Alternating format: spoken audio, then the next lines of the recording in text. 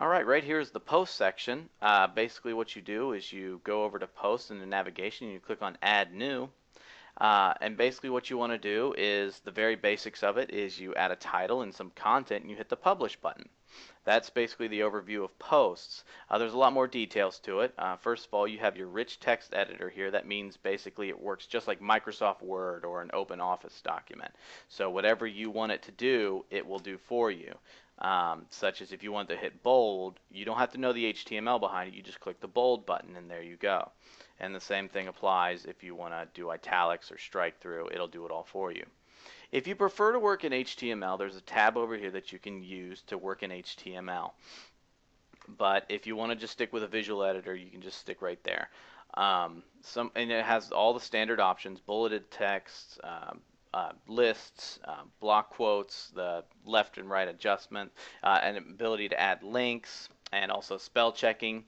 Spell checking is kind of slow in WordPress. You might just want to stick with the spell checker that your browser provides, and just about all of them provide one. So another good thing about WordPress is the read more, and this is called insert more tag. And what that basically does is it allows you to cut off how much content you're providing on your home page. So if you only want to show a little snippet of your blog post and have people be able to go to another page to read the full thing, it kind of keeps your front page compact and clean and sleek. That way you're not showing massive blog posts for all this content loading that people have to wait for. This allows things to go very fast and very smooth, and just have your people scan over it to see what they want. Another valuable tool that a lot of people don't really use is the full screen mode. You click on this and this will put everything into your full screen. So if you have a tendency to write long blog posts, or you have a tendency to edit things in a very stylistic way and you want to see what it all looks like, you can use this full screen option. So don't forget that that's there. It's a very useful thing. And there's also a thing called the kitchen sink. It's a very quirky little thing about WordPress. It's all the advanced options inside of WordPress. You click on it, it'll give you the more advanced options. They're not as commonly used. It has an undo and a redo, and also this help section here. But there's a lot of things that you have in there that you're not going to use as often, such as your headings and stuff like that. But just know that it's there in case you want to use it. So that's the kitchen sink. On your right hand side, you have your publishing options. You can save it as a draft, preview it before it's published, and then you have these three items down here. This is the status of your actual blog post. If you click edit on that, right now it's a draft because I haven't published it, but if it was published, it would say published. But you also have a couple different options. If you have a multiple author blog running, or if someone else has to review it, you can put a pending review on there. And that will allow people to basically say, hey, this is ready to be reviewed and published. I just need you to take a look at it first. So that's a really good option if you're a multiple author blog owner. This is your visibility, is the next one. Right now the visibility is public, so that means that the moment that you hit publish, it'll start going on your home page immediately. There's a couple different options you have though. First of all, under public, there's a little option that says stick this post to the front page. That's basically a sticky, such as in a forum sticky. Basically, it doesn't matter what else comes before or after it. This will always be in the top first post of your front page. So if you have something that's important that you want to announce to your blog, you basically want to put that as a sticky post, and that's how you do that.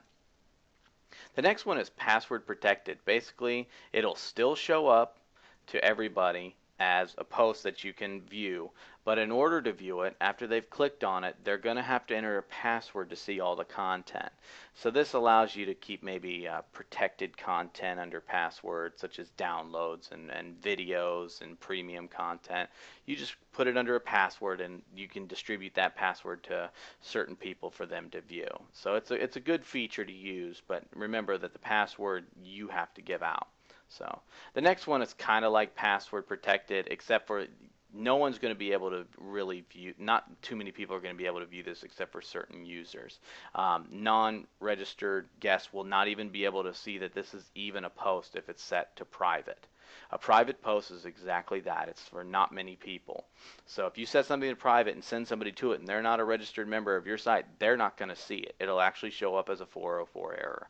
So something to keep in mind. A lot of times you're just not going to use private posts. A lot of times you use either password protected or public posts. So All right, and then the next one is when you decide to publish something. That's why it says right now publish immediately. So if I click on this publish, it'll automatically go to my front page in my blog roll on my home page. So, but if you click edit, you can adjust the date whenever you're going to post your blog.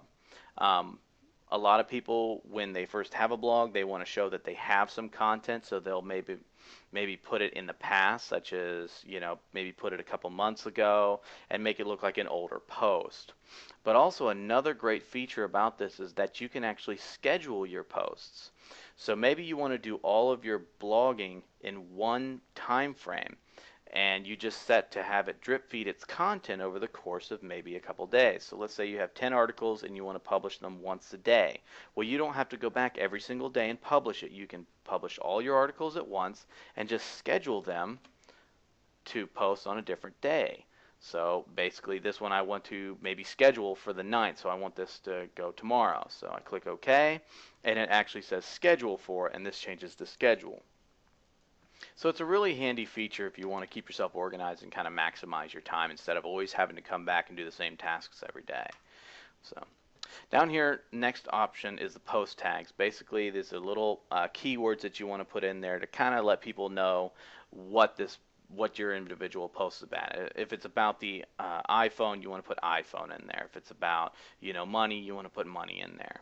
And it's also, the more of the same tag you use, the more prominent it'll be on your site. Therefore, if you want to use maybe a keyword or a tag cloud, the more times you use the word money in there, it's gonna show up as a bigger word in your tag cloud. Categories is just a way to keep your posts structured so that in case people are looking for a category that you had designated, like I said, once again, if you were talking about iPhones, maybe if you were talking about an iPhone app, you would have an apps category. And that way people that maybe you always want to read your blog, but really want to read more about, let's say, the iPhone apps, they're going to go to the apps category. Down here is a couple of optional things. These are not required when you are posting, but it's something that maybe some themes use or maybe some plugins use. So just kind of keep it in mind whenever you're using that. So an excerpt is basically a summary of what your post is about, kind of like the stuff that's above your read more link. Some themes use it, some themes don't. Try it out with your theme and find out, so you're not writing excerpts for no reason. Trackbacks, don't worry about that too much. It's not something that's really used that much. Custom fields, what you want to do is that's something that's also can be used by themes and plugins, but if it's not used, then don't even worry about it. So basically you can say, videos I'm watching, happy feed. And that basically, it'll show up in your theme. It can tell you your mood sometimes and stuff like that through a custom field. And also down here at the bottom is discussion. This is the different things that will allow collaboration across your blog. Comments, basically, if you want people to be able to comment on the blog post, you just allow the comments. Allow trackbacks and pingbacks. Basically what that is that whenever somebody links to you, it'll notify the other blogs whenever you're, posting an update or something along those lines. And blogs will also let you know when they're linking to you. So, but if you don't want to allow that kind of stuff for different privacy reasons and stuff like that, you can just simply uncheck them. And that about does it for posts. Basically, there's a couple more advanced options that we'll cover later on in other videos, but this pretty much does it for adding a post.